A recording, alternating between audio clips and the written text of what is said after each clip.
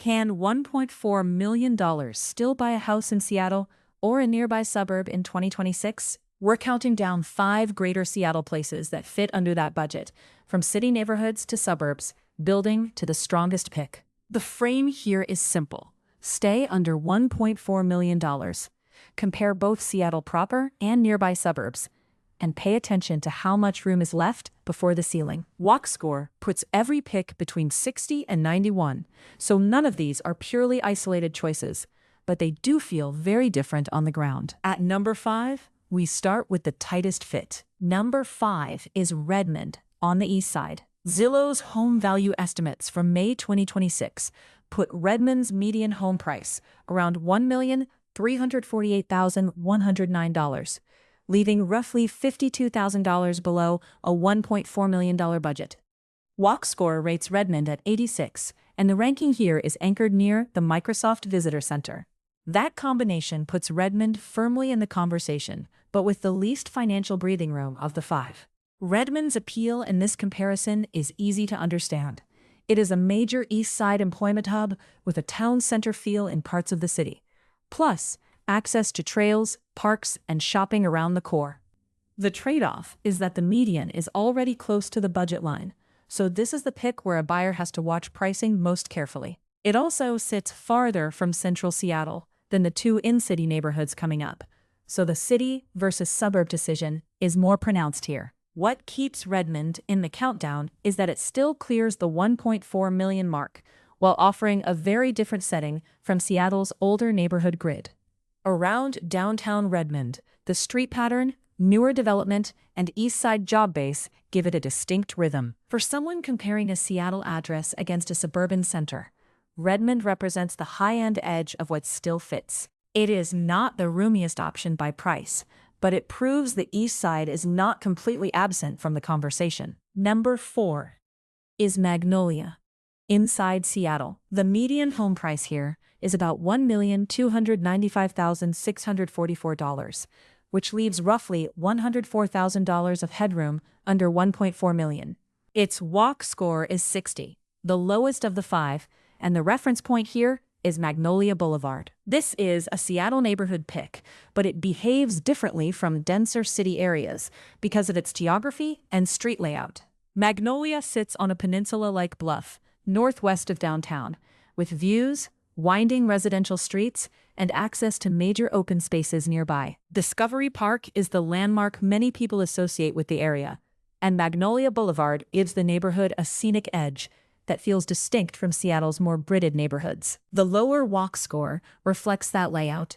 Some pockets feel village-like, while others are more residential and spread out. That is part of why Magnolia lands at number 4 instead of higher. For the $1.4 million question, Magnolia is about staying in Seattle while accepting a quieter, more tucked-away pattern. It is not the most walkable pick here, and it doesn't leave the deepest price gap.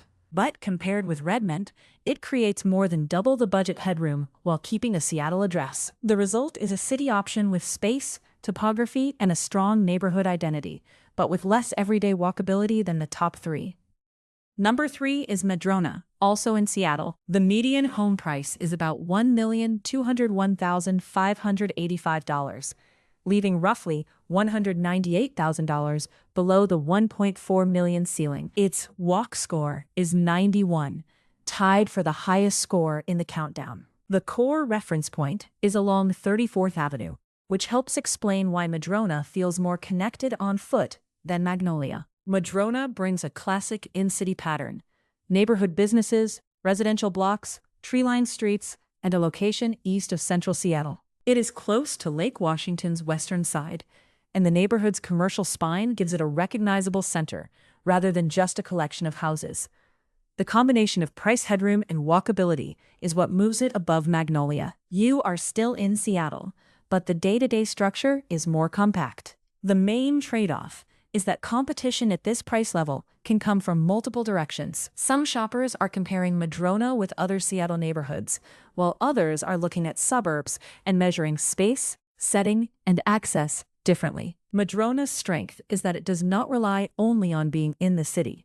It also has enough headroom to make the math more comfortable than Magnolia or Redmond. Among the two Seattle picks, it is the stronger overall fit for this specific budget test. Number 2 is Edmonds, north of Seattle. The median home price is about $1,162,699, leaving roughly $237,000 of headroom under $1.4 million. Its walk score is 91, matching Madrona at the top of the countdown for walkability. The key location marker here is the Edmonds Ferry Terminal, which gives the area a strong waterfront reference point. Edmonds stands out because it combines a suburban address with a recognizable downtown and Puget Sound setting. The ferry terminal, waterfront, restaurants, shops, and public spaces around the core give it a sense of place that is easy to identify.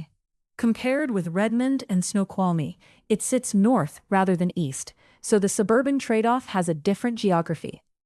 In this price comparison, Edmonds offers one of the best balances of headroom and walkability. The reason Edmonds does not take the top spot is not a weakness. It is simply that the number 1 pick leaves even more room below the budget. Edmonds is still one of the cleanest examples of a suburb that can compete with in-city neighborhoods on walkability, at least around the core. It also gives the countdown a different flavor from the east side options, with a sound-facing identity instead of a tech corridor or mountain foothill feel. At this budget, that makes it a very strong number 2. And number 1 is Snoqualmie. The blended median home price is about $1,105,040, which is roughly $295,000 under a $1.4 million budget. Its walk score is 65, so it is not as walkable as Madrona or Edmonds, but it still clears the baseline for this countdown. The anchor here is the Snoqualmie Falls viewpoint, one of the most recognizable natural landmarks in the region. Snoqualmie wins because it has the deepest headroom of all 5 while still landing inside the broader Seattle area search. The setting is very different from the city picks. Instead of dense neighborhood streets, the identity is tied to the foothills, outdoor access, and the Snoqualmie River area. That gives it a stronger suburban and scenic profile than Redmond, Magnolia, Madrona, or Edmonds. For this particular $1.4 million test, the price gap is the headline.